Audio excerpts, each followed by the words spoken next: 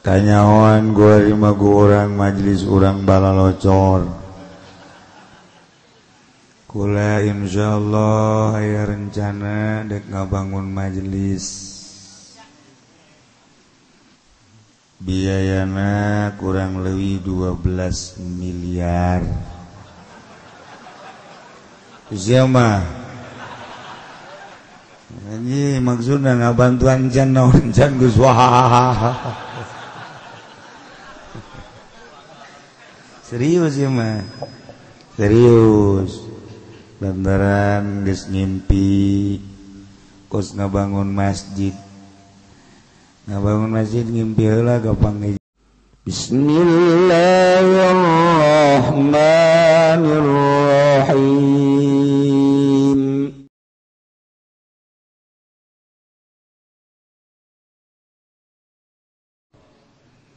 Bismillahirrahmanirrahim.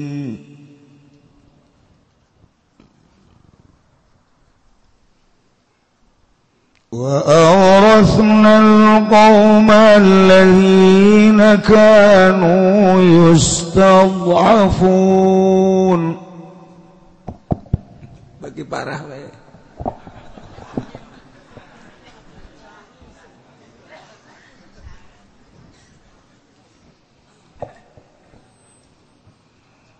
الذين كانوا يستضعفون مشارق الأرض ومغاربها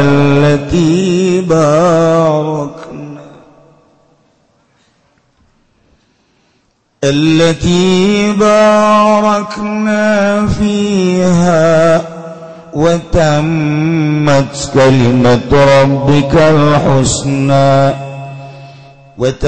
كلمة ربك الحسنى على بني إسرائيل بما صبروا ودمرنا ما كان يصنع فرعون وقومه وما كانوا يعرشون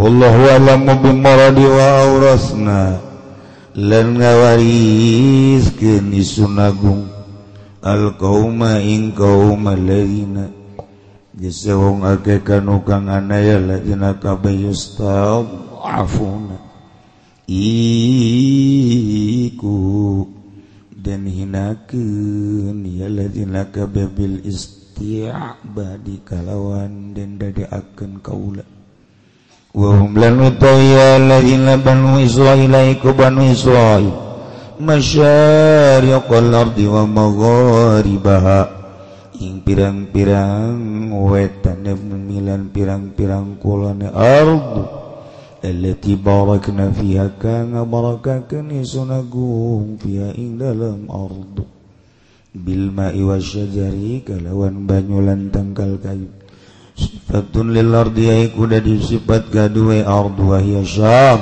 lan utawi ardu taiku negeri Syam wa tammat kalimatul lan wisampurna po kalimat pangeran sira Muhammad al-husna kang becik wa ya lan utawi kalimat qauluhu iku dawan rabb ngadau ing ayat wa nuridu an namunna 'alal ladzina istud'ifu fil ard ilaih wallahu a'lam bimuradi lan ngarepaken isun agung ing yantah maparina nugraha isun agung ing atase wong akeh kang den dadeaken lemah dadeaken kaula ya alladzina fil ardi dalam bumi ilaih nutugakeun sira ing akhire ayat ala bani Israil ing atase bani Israil bima sabaru kalawan barang kang usalala bariya bani Israil kabi ala azadwihim ing atase pilara musune bani Israil wa damarna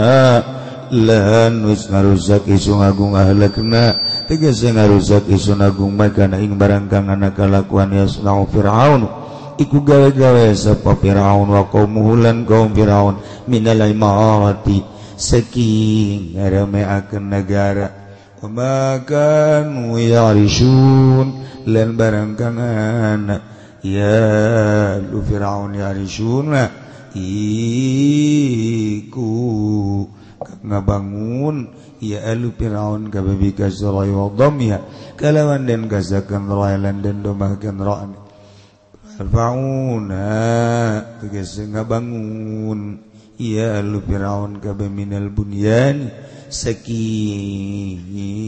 adegan ngiring pirang-pirang adegan وجاوزنا ببني إسرائيل البحر فأتوا على قوم يعكفون على أصنام لهم قالوا يا موسى اجعل لنا إلها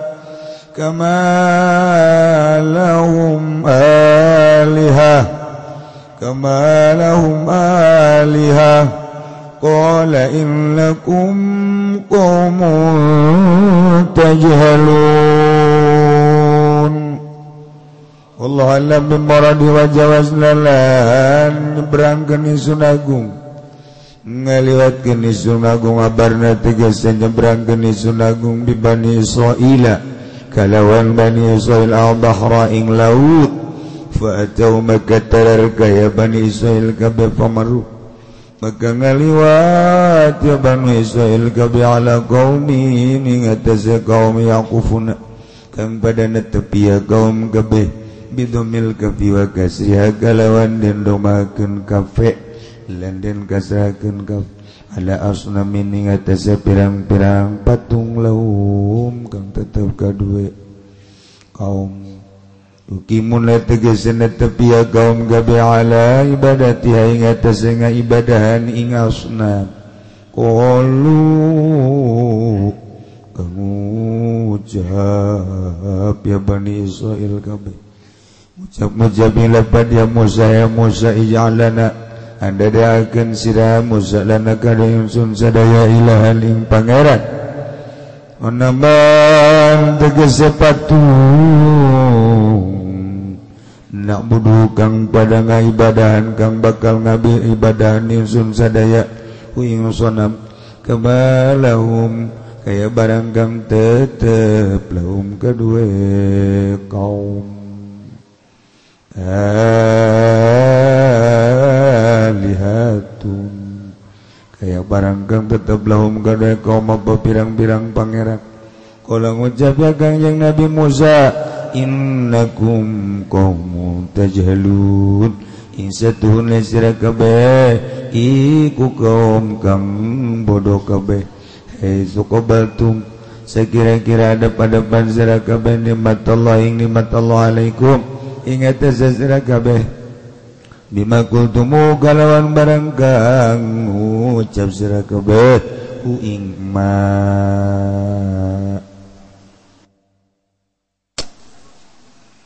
innaha ulai mutabarum ma'um fi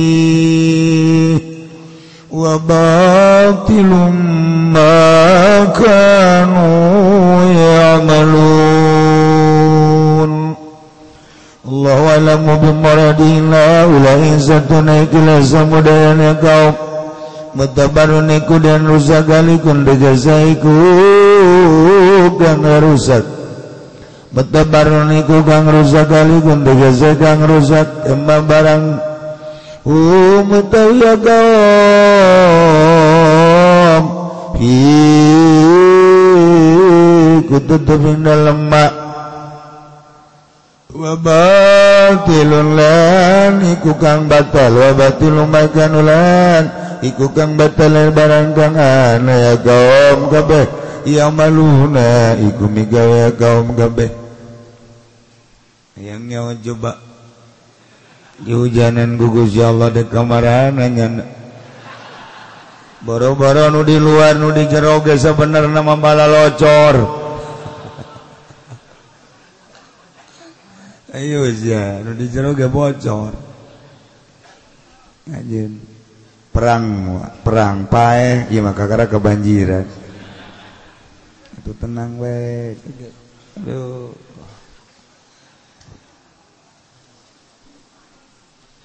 wallahu ghayrallahi abghikum ilaha wa huwa faddalakum 'alal 'alamin Allah lam baradi kalau ngucap ya kanjeng Nabi Musa qala ghairallah kalau ngucap ya kanjeng Nabi Musa ghairallah ada ta'in salian Allah wikum ya prinsun ing sira kabeh ilahat ing pangeran mabudan gangdan sembah wa sulan utawa saleh abgikum iku abgilakum lapad abgilakum kunyupihaken ingsun lakum gadhe sira kabeh wa huwa lauta Allah faddalakum iku kang maparinan kurnia ya Allah kum ing sira kabeh alal alamin ing atas alam kabeh fi zamanikum dalam zaman sira kabeh bima zakarahu bi qawli kalawan barang kang nutur ya Musa ing ma bi qawli dalam dawuhan kangjeng Nabi Musa tawa ing dalam dawuhan Gusti Allah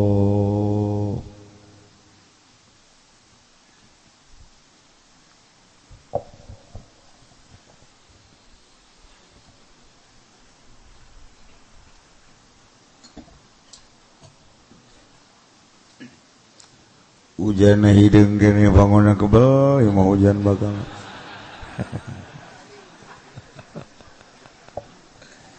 kiai cenah atuh doaan bae pan kiai sok di doaan aju sok keureun kamari sia istisqo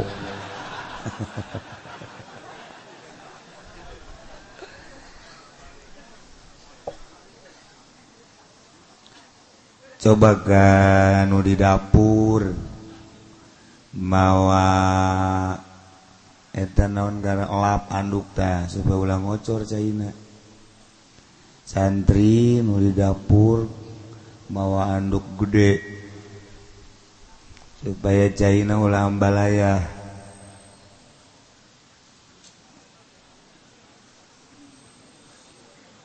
nu di dapur saha bae mawa anduk nu gede supaya caina ulah ambalaya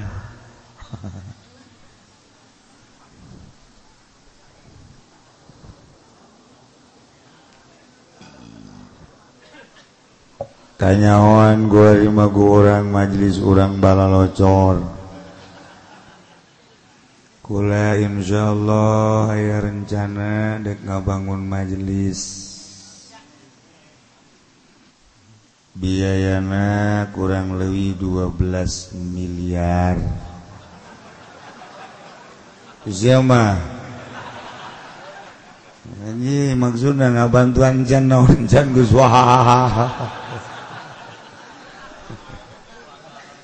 serius ya mah serius lantaran geus ngimpi kos ngabangun masjid ngimpi heula gapange jeung almarhum seserian jadi ampang kuari geus beak 10 miliar leuwih 11 masih digarapkeun ampang cek nu di majelis heueuh atuh aja teu bantuan teu naon pasti ampang tapi ayah unggal Jumat kukule diberitakan kadang menang 9 juta kadang 10 kadang 11 kadang 15 kadang-kadang ayah 19 juta eta unggal minggu enggak jadi alhamdulillah ngawujud nah iya diperkirakan 12 miliar gambarnya ke saya cenah mau ngaji salila ngabangun mal kula mah ngabangun teh menta moal ngahayu-hayu moangan nyaritakeun peda balocor tu bocor ngobe lo geus lila teuing jadi dek dibangun insyaallah rencana nenta moal ieu beneran ngahayu-hayu moal cenah moal ngaji salila ngabangun Allah ingin jumal wakam ngaji cenah ke geus anggeus sekarang supaya ulang ieu doang ambalaya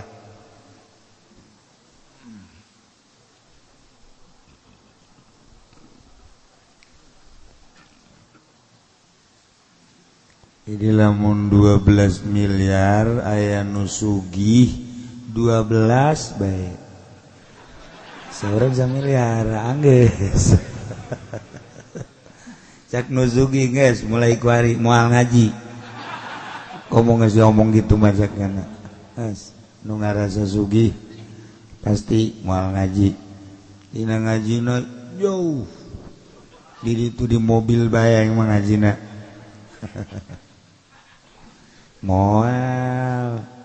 moal pati-pati ngawuduk lamun can boga kalapa paling tinggal kerupukna doang aduh masya Allah kari hujan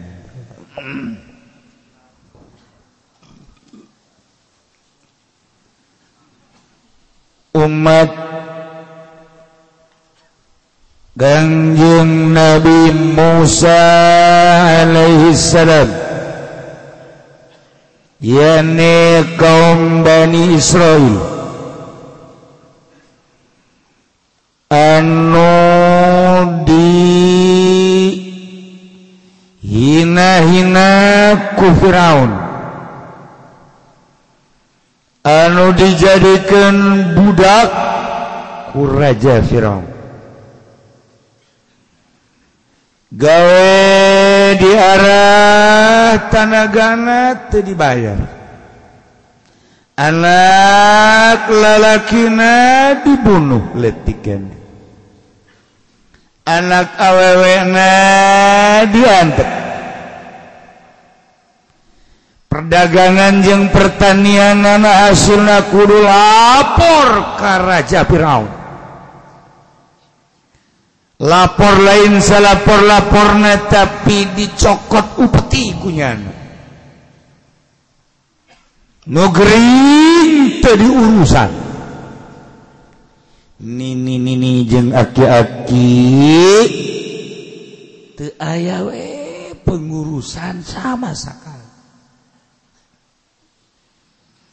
Allah nurunkeun Kangjeng Nabi Musa ditanya nyalametkeun kaum Bani Israil sebab Bani Israil mati Israel nyana di zaman Kangjeng Nabi Yusuf alaihissalam ka Mesir anak baranakan cicing di Mesir teh nyana mah ngumbara aslina kaum umat manusia nu aya di Mesir mah ngaranna Kibti geus atuh aya perbedaan pengurusan Firaun terhadap Bani Israil digawekeun sadaekna di arah tanagan dibayar mah henteu kitu keneh anak-anak lalakina dibunuh ketika lahir mun lalaki awewe diantep dagangna kudu lapor cokot upeti kitu keneh pertanian-pertanianna cokot upeti sangat biadab tindakan Firaun terhadap kaum Bani Israil. Kangjeng Nabi Musa diturunkan ku Gusti Allah titah nyalametkeun kaum Bani Israil titah dibawa ka ditu ka Israel supaya talalenteu ketika adu kekuatan Kangjeng Nabi Musa jeung Raja Firaun nu dimaksud Kangjeng Nabi Musa dek nyalametkeun kaum Firaun Raja Firaun ngumpulkeun pesihir-pesihir ternyata keok pesihir-pesihir Raja Firaun tetap Kangjeng Nabi Musa teu meunang mawa umat Bani Israil ka negara Israel ketika dibawa ku Kangjeng Nabi Musa ke Israel, keluar di negeri Mesir, dibunuh mau tidak mau. Luar biasa penganiayaan. Manta Kangjeng Nabi Musa ngajanggikeun ka kaum Kangjeng Nabi Musa, ieu ne kaum Bani Israil, sakumaha nu kamari geus dijelaskeun Gusti Allah mere wayu ka Kangjeng Nabi Musa, cek Kangjeng Nabi Musa, asa rabbukum ayyuhlika aduwakum wa yastakhlifakum fil ardh fayanzura kaifa ta'malun. Wahai kaum Bani Israil, harapan anu luar biasa ti pangeran urang yane Allah, moal kebal deui engke musuh-musuh aranjeun yane Firaun beserta para penggawa-penggawana jeung kaumna bakal dirusak ku Gusti Allah ketika hancur kerajaan Firaun. Ieu teh bakal digantian ka kawasan teh ku aranjeun kabeh, maka fayanzur kaifa ta'malun. Proses heula selama Allah ngajanggikeun bakal dijagikeun khalifah kaum-kaum Bani Israil Mesir, setelah hanyut, setelah hengkang, setelah hancur Firaun, ieu horenganan melalui proses heula di dalam prosesna fayanzur kaifa ta'malun. Allah bakal neuleuh selama proses kekuatan iman, keyakinan kumaha coba pagawean anjeun selama menghadapi Raja Firaun anu sangat biadab. Geus dijanjikeun ku Gusti Allah Mesir bakal dicekal ku Bani Israel. Masya Allah. Pertarungan terus dilanjut ku Kangjeng Nabi Musa, tahap demi tahap, tahap demi tahap, sampaikan ka disiksa Raja Firaun. Umat Firaun teh disiksa, kaum Firaun teh ku berbagai siksa nu kamari geus dicaritakeun dina ayat farsalna alaihim tufana wal jarad wal kummala wad dafadi'a wad dam ayatim mufassalat. Disiksa minta pertolongan ke Kangjeng Nabi Musa. Kangjeng Nabi Musa ngadoa, siksa hilang. Sebulan kemudian ditunggu sakumaha perjanjian anak bakal iman, ternyata beki kancolah turun deui siksa teu kuat yana disiksa, datang deui ka Kangjeng Nabi Musa. Kangjeng Nabi Musa ngadoa deui ka Gusti Allah, leungit deui siksa, tungguan deui perjanjian anu bakal iman da sabulan, ternyata lain iman, beuki kancolah turun deui siksa 5 kali kitu bae, terakhir tetep bae buah kawarahna deui. Nu mentak diabadikeun dina Al-Qur'an, ayat tinggal ayat orenganan kaumna ara digunga diguna pastakbaru wa kanu qauman mujrimin. Sararombong adiguna gede hulu sakitu geus dijelaskeun ge. Doa doa Kangjeng Nabi Musa ayat anu sakitu jelasna, lain iman endan nyangka Kangjeng Nabi Musa teh pesir anu luar biasa, ternyata horeng geus dijelaskeun ku Gusti Allah kaayaanna qauman mujrimin, kaum anu sangat biadab, sangat berdosa, teu percaya pangeran teh Allah, percaya bahwa Kangjeng Nabi Musa teh Rasulullah.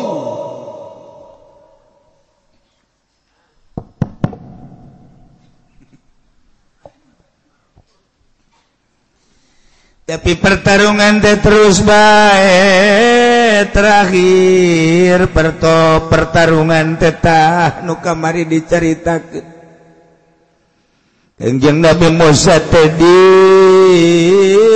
udag Raja Firaun maksudna Bani Israil tedek dibeakeun kabeh udag ternyata Kangjeng Nabi Musa lumpat beserta kaum Bani Israil dititah ku Gusti Allah ka Laut Merah belahan utara disebut Bahrul Kulzum.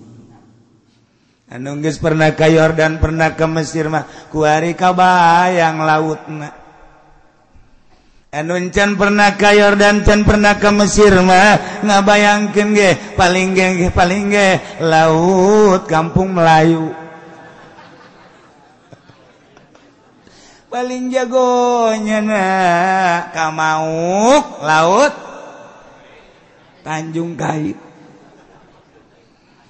Bari meuli lauk melem lauk di dinya. Teu kabayang laut-laut nu aya di ditu manu bersejarah. Urang mah ngabayangkeun teh Kampung Melayu. Tanjung Kait paling jago. Tanjung Pasir Ancol itu di Kulon aya urang zarah teh. Laut Labuan. Anu laut eta mah tuh kapan pohara jasa ombakna gede. Sering jelema ngagejeburkeun maneh di dinya. Di Labuan mah. Asal kreditan teu kabayar. Tadi itu diputuskeun cinta. Tadi itu dagang rugi bae. Tadi itu lalaki teu laku-laku.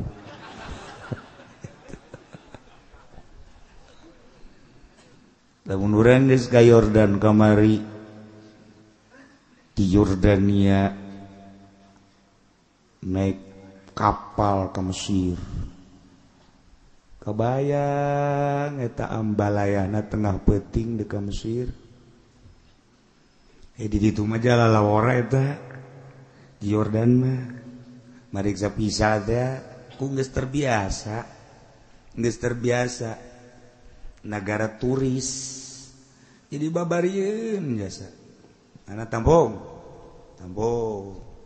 tek tanda tangan sebutan hiji-hiji atawa caknyana mun cara ngomong urang mah geus teh kudu disebutan ieu tah bagikeun ku sia tah geus bagikeun we peuting-peuting teh beres berangkat urang ke kapal peuting naik kapal ke Mesir. Masya Allah. Kemudian dirinya di Aqaba anu katingali 3 negara Mesir kitu Yordan Israel Palestina kentul kota katingali nu mentek terindah sadunia lampu Mesir lampu Yordania lampu itu Israel atau Palestina ketinggal deket Masya Allah. Nah lempar terus cicing di sisi istirahat makan segala rupa etalah Laut Merah terus kebelah ditu ngaranna Kulzum ye nu Kangjeng Nabi Musa diinstruksikeun ku Gusti Allah diudag ku Raja Firaun di Mesir titah melah laut melalui tongkatna pepehkeun Musa tenggelkeun Musa eta tungked kana laut tungked pepehkeun bak nyingkap cai lain lalagan handap bisa pakai jalan nu mantak bisa pakai jalan teh teas rata luar biasa berangkat kabeh nyebrang di Laut Kulzum. Masya Allah karim kakawasan Gusti Allah padahal mah atuh teu kudu make tongkat ge bisa bae Gusti Allah mah tapi selalu make sabab. Mendak nu ngaji poe Minggu ku hari nu kolot besi aya nu mawa tungked coba laut jauh ku hari mah kahujan jamal mempan maningan ge coba bae besi aya nini coba hajar tak ku tungkad eta asana sakaligus ceger ngagoleh itu nini mah teu kudu make tungked. Taye sejarah anu luar biasa Kangjeng Nabi Musa gebrang di udag ku Raja Firaun.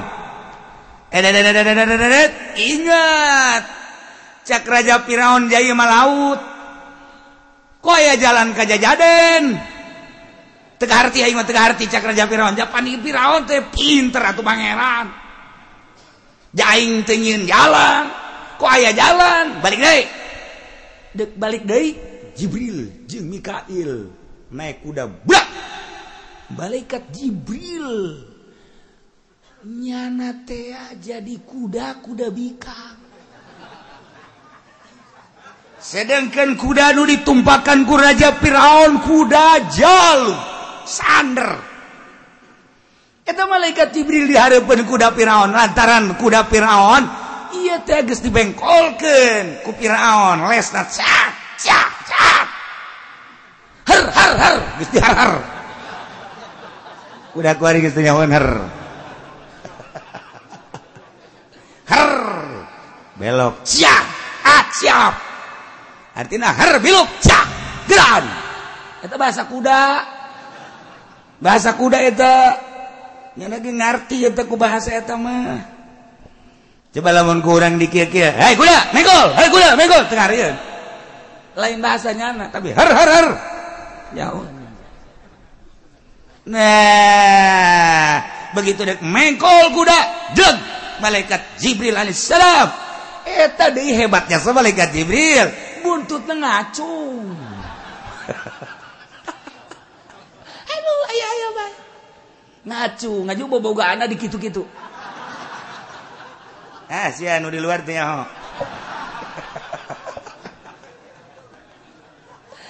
jadi kuda teh geus teu nurut ka nu numpakan kuduna mah kan nurut ka nu numpakan diherkeun teh biluk ieu mah teu kuda teh nyongsrong neuleuh bobogaan kuda nu hareup lantaran cak jana meureun lain deui bae ku model jadi kuda Firaun ngudag lain ngudagna naon ngudag eta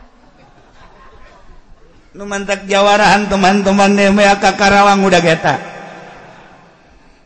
hektaran beak ka Subang beak ka Cianjur beak eta sawah hektaran ojol jeung sawah menjong orang aya sejarahna waktu terus Firaun gregeteun goblok sia kuda tolol sia kuda ku aing dihar endahan ka dieu bae maju caknya itu saha di dihareup tolol jasa terus bae kuda kikian atuh malaikat Jibril jago jasa tuh ngagodana kuda nutup datang ke tengah laut berat laut nutup deh beak wabeh Raja Firaun Patihaman ponggawa-ponggawan beserta bualat-bualat tentara kaum nu milu beak wabeh leg-leg kucai selesai Raja Firaun beserta kaum sangat biadab galkan yang Nabi Musa alaihissalam kuari geus aya di daratan Yordania belahan utara Kangjeng Nabi Musa dibere wahyu ku Gusti Allah Musa umat anjeun kaum Bani Israil teh kuari salametkeun Ndeu kumaha bae kahayang maranehanana tuturkeun ngan kaulan wagungkan parantos janji sakumaha perjanjian nu kamari asarabukum ayulika duwakum wa yastakhlifakum fil ard engke bakal dirusak dihancurkeun musuh aranjeun yana Firaun setelah selesai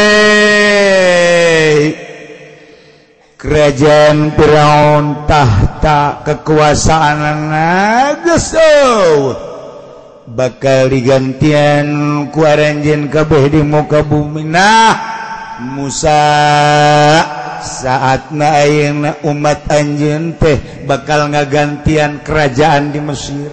Masya Allah. Jadi kuarima kerajaan Firaun teh bakal dialihkeun ka kawasaanana nu tadina Firaun beserta kaum Qibti kuarima bakal dicekelna ku kaum Bani Israel. Sebab Fir'auna Hamana tentara-tentaran ludes kabeh tinggal kaum-kaum nanu nyesa nu teu milu ngudag Kangjeng Nabi Musa alaihi salam. Masya Allah pohara amat. Mentak Kangjeng Gusti Allah mah di mana janji teh jamual jalur lain cara urang lain cara calon nu geus terkenal bonen ditagih rebo ditagih di Senen tagih di rebo ke ditagih di Senen jadi bonen terkenal di Cibadak aya gang bonen. Gusti Allah ngajanjikeun melalui lisan Kanjeng Nabi Musa bakal hancur Firaun digantian selama eta horeng make proses penuh dengan kasabar. Lamun ku urang ditaliti kahirupan sapope urang ge kitu. Urang dijanjikeun bakal sugih make proses. Dijanjikeun bakal jadi kiai make proses. Dijanjikeun bakal jadi wali make proses. Nu ujug-ujug jadi kiai, nu ujug-ujug jadi wali, nu ujug-ujug sugih tetap make proses. Payanzuru kaifa ta'malun. Perjanjian Allah bakal dideuleuh selama ngalestarikeun janji waktu perjanjian dideuleuh heula proses-proses. Kitu bae terus. Ngan urang mah nu nerangkeun kahiji nomor kadua mata hate urangna poek nomor katiluna urangna kagoda pilkada pilgub pilpres kagoda kuno kitu sabenerna mah atuh sakabehna rasul ge mukalamah jeung Gusti Allah melalui wahyu-wahyuna. Kangjeng Nabi Musa digerokeun ku Gusti Allah kita mukalamah jeung Gusti Allah. Emang Kangjeng Nabi Musa digerokeun ku Allah cara urang Musa ka dieu lain kitu teh urang kendal Musa ka dieu ge orang kendal orang putat itu urang Cilongok kan tetep Cilongok mah hebat Musa ka dieu Cilongok. Tapi lamun orang kendal mah, Musa ka dieu ge. Tilu nu ngaran gelam, kendal, ketos, eta sarua ketos jeung putat. Eta kos karitu ngomong teh. Lamun gelam make jiji. Naon tah naon make jiji baju. Eta gelam eta. Ji jantu jantu eta kos gituan eta di gelam mah ih jantu mal bisa sia lamun can orang ka gelam mah je emang kumaha gitu eta kos kitu ge eta lengkong ngaranna lengkong eta ji jantu asal kos kitu bae di mana bae gelam ih atos. Iya tuh kalau banyak, tapi tetangga. Hendaknya asup ke Cilongok hari sini. Sebab di Cilongok mah hebat.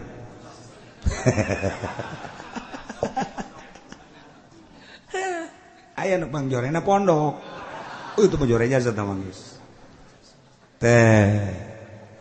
Kangjeng Nabi Musa digerokeun ku Gusti Allah lain cara urang atau cara urang mangarana teu mukhalafah lil hawadis. Pan Allah mah mukhalafah lil hawadis.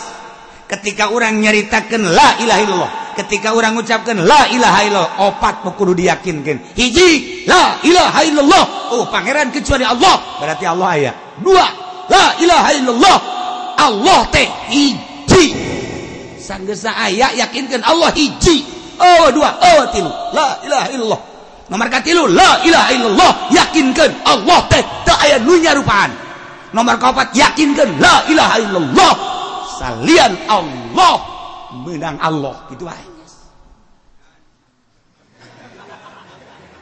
La ilaha illallah teh sambarangan. Wow, ieu mun rekat teh nyaho maknana. Illallah. Illallah. Cauna koneng gede. Illallah. Illallah. Cauna rada letik. La ilaha illallah. La ilaha illallah. Tolol tamat rekat bloon. Tamu kos Haji Pendi, Kipodoli, ngariung da kos gitu teh. Sebareres. Aya tak lai-lai teh jadi mantep kan urang. Nah, Kangjeng Nabi Musa digerokeun ku Gusti Allah, mukhalafah lil hawadis. Carana kumaha? Ketika babarengan Kangjeng Nabi Musa jeung pamajikanana lewat Gunung Tursina, Gusti Allah ningalikeun sana di luhur Gunung Tursina ka Kangjeng Nabi Musa alaihissalam. Cukup sakitu ge, berarti kan eta teh ngagerokeun. Nu mantak cek Kangjeng Nabi Musa, qala li ahlihi umkusu makanakum, cicing di dieu. Inni anaskun nara. Kaula neuleusseun. Pangdeuleu Kangjeng Nabi Musa seuneu. Kumata ieu kadeleuna seuneu, ku di dieu kadeleuna cahaya, ku sir kadenge ieu teh Gusti Allah. Eta panggero Gusti Allah. Langsung cicing pamajikanana. Nyanggakeun, mangga kakak. Aya digerokeun mah ku Gusti Allah. Kula deuk di dieu geus nungguan. Wajan teh kumaha ge? Kula nu Allah, bumi nu Allah, panita-panita Allah, rela kula mah. Asana tiis ka jero hate teh. Buka pemajikan kos gitu ginahin biasa. Ya Allah, coba pemajikan dewek, pemajikan sia tengah peti ya, coba yuk. Masya Allah, pemajikan Kangjeng Nabi mah, pemajikan Rasul mah gitu. Siti Hajar jeung Kangjeng Nabi Ibrahim alaihissalam instruksikeun ku Gusti Allah tidak ke Mekah, gede beuteung lu aya di jero beuteungna Kangjeng Nabi Ismail datang ke Mekah. Langsung nyieun tina tangkal korma tek supaya ulah kapanasan, ulah kahujanan, beres cak Gusti Allah Ibrahim pulang deui ka Syria ka ditu, tinggalkeun pemajikan anjeun, tinggalkeun neng kakak titah balik deui ka ditu ka Syria. Bener titah ku Gusti mohon, lamun ieu titah ku Gusti bumi nu Gusti, kakak nu Gusti, kula nu Gusti, tadina ge eueuh diayakeun ku Gusti, ulah ulah naon kitu ngaranna, wah ulah bingung, ulah cangcaya, laksanakeun parentah Gusti. Kula ge di dieu ngalaksanakeun parentah Gusti. Nyangakeun, mangga urang sarua tawakal ka Gusti Allah. Kangjeng Nabi Ibrahim kan ngeunaheun hatena. Berangkat ka Syam. Pamajikanna Siti Hajar ditinggalkeun gede beuteung. Teu mikiran kumaha ngalahir, saha bidana, saha dukuna teu. Allah kurang lamun ka pamajikan gitu asana geus moal kuru awak. Moal ieu mah ngalang layung, sugih ku sugih na ngalang layung biasa. Mikiran pamajikan. Kakak jaga mana? Ngariung. Kalah tuh pan ieu pagawean kakak. Sia mah. Suku di pagawean kakak ieu beuteung nang saha. Ulah ditinggalkeun gulang ke kumaha lamun mules tengah peuting eueuh deui panyalindungan iwal ti kakak. Ulah ka mamana kalah kula mah teu ridho jasa.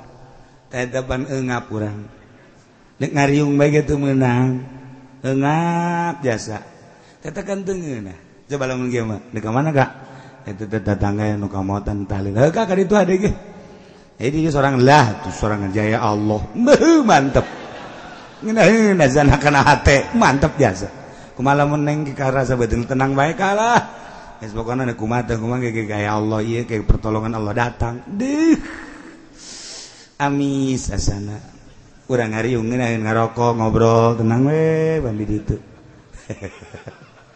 ngomong doa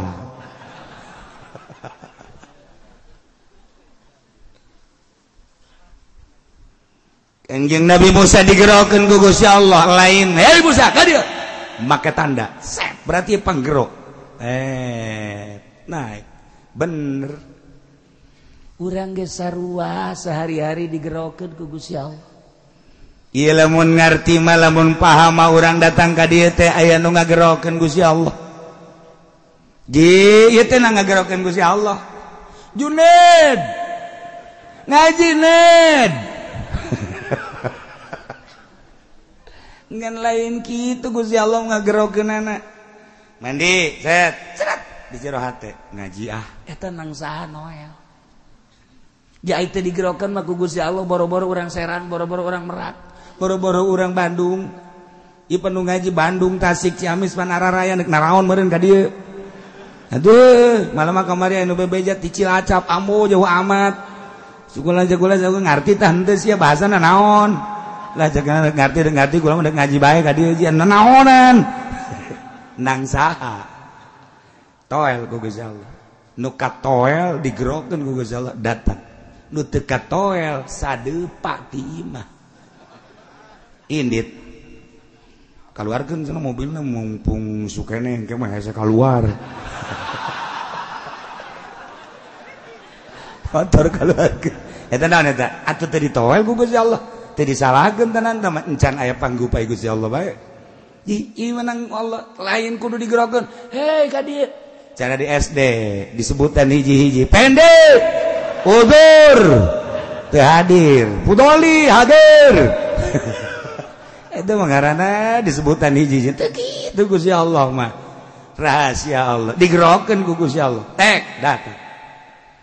Ternyata horenganan deuk dihujanan. Kuat ente sia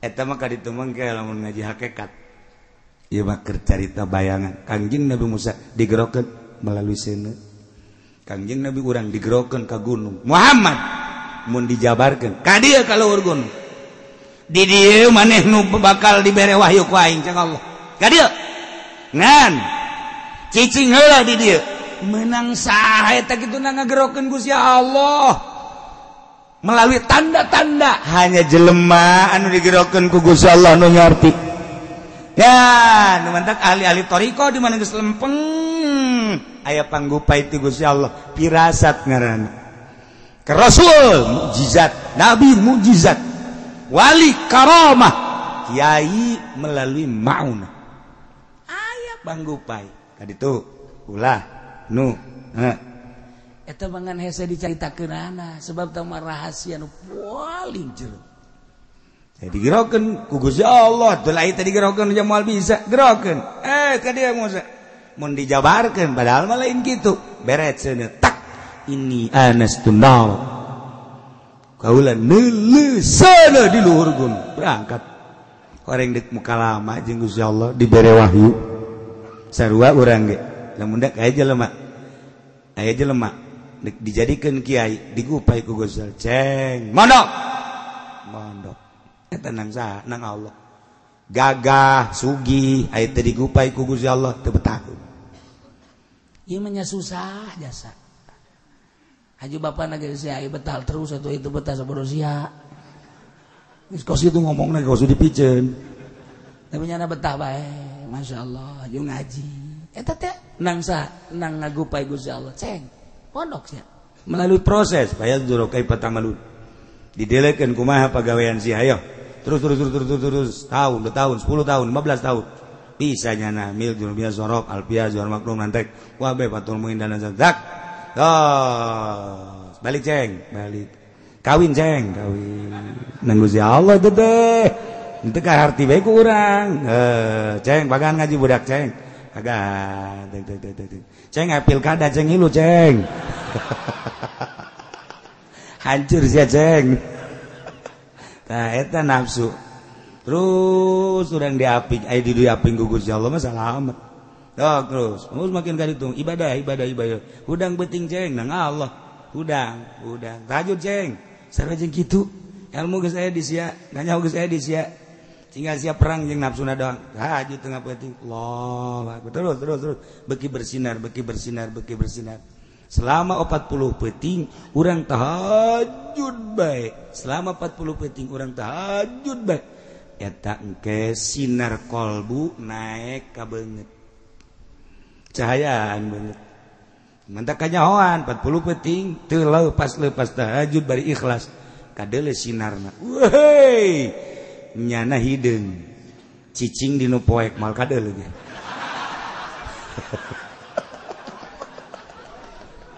tapi sinaran beda sinaran masyaallah nah ila Kangjeng Nabi Musa panjang orang menyaritakeun kos kitu seluruh rasul digerokeun ku Gusti Allah melalui tanda-tanda sabab ngaranna termasuk Kangjeng Nabi Musa Kangjeng Nabi Isa Kangjeng Nabi urang wali-wali Allah kunaon sih datang seret hayang ka anu teh na ngagerokeun Allah ka anu sorangan sia oh kapanggih sesuatu anu batur teh nyahoeun udang sia udang eta teh setelah proses mungkin 10 tahun 5 7 10 ngangkat wudu mandi wudu lanjut oh dik dibere anu teh eta teh rahasia Allah